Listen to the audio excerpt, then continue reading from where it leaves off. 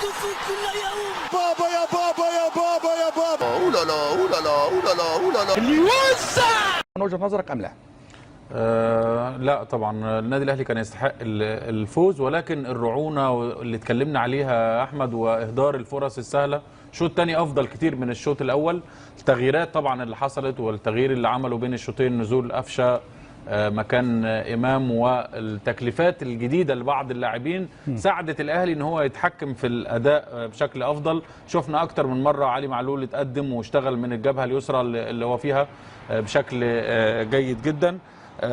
شفنا فرص كتير اكتر من فرصه للاعيبه الاهلي، ولكن في رعونه في التعامل مع الكوره. طيب الهدف اللي جاء سجله بيرسي تاو خطا دفاعي من لاعبي يانج افريكانز، لكن لم يعني الوقت لم يمر كثيرا وسجل هدف ايضا يانج افريكانز غريب من وسط 3-4 مدافعين الاهلي. برضو خطا دفاعي من لعيبه الاهلي، مش ممكن يتعاملوا مع الكوره دي بالسهوله دي، وبرضو رعونه في التعامل مع الكوره. يعني تمام. انت جبت الهدف، كان لابد ان يبقى فيه تماسك اكتر من كده والتعامل بحزم مع كوره زي دي. تمام. الاهلي في الصداره بعد هذه الجوله. المهم، هل اخطا مارسيل كولر في انه بعد التقدم لم يتراجع للنواحي الدفاعيه بشكل غير وبقي في الضغط العالي وظهرت المساحات؟ هو الهدف ده انا مش هحمله الكولر، هحمله للعيبه.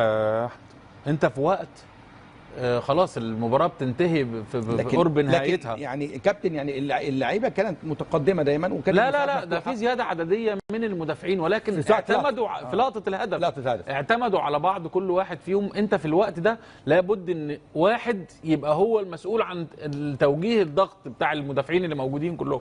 لازم واحد هو اللي ياخد القرار، ما ينفعش كله بيتفرج على اللاعب اللي بيشوط. اللاعب ما خدش ثواني يا احمد في الدخول والتسديد، يعني ما اداش فرصه فلا بد ان في اللحظه دي مدافع هو اللي ياخد القرار، خاصه ان في زياده، هم 5 أو 6 مدافعين موجودين في اللعبه.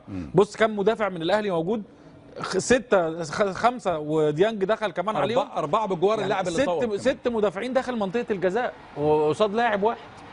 ما ينفعش ابدا ان الجول زي ده يدخل في النادي الاهلي في التوقيت ده. انت دايما اللي بتعمل. طيب ده دليل على عدم التركيز الذهني او فقدان الاعداد الذهني. انا ارجعها ان لعيبه الاهلي بعد الهدف اللي الاهلي احرزه ظنوا ان المباراه انتهت مع زياده عدديه في الجزء الدفاعي، ان احنا هنقدر ناخد الكوره ونسترجعها بسرعه. عدم تركيز، وده برضو يرجع للحاله اللي فيها اللعيبه طول المباراه. انا اكتر حاجه النهارده فرص برضو كتير، لو بحساب الفرص ضيعنا 6-7 اهداف محققه النهارده يا احمد. 6-7 فرص محققه، يعني في كور مش ممكن ابدا تصدق ان لاعب في النادي الاهلي اللي ضيع كره زي دي. ما هو سبب هذه الفرص الضائعه وسبب عدم التركيز الدفاعي؟ هل ده كله يعود الى عدم الاعداد الذهني الجيد للاعبي الاهلي، فقدان اللاعبين للتركيز يا كابتن، سواء هجوميا او دفاعيا؟ لماذا؟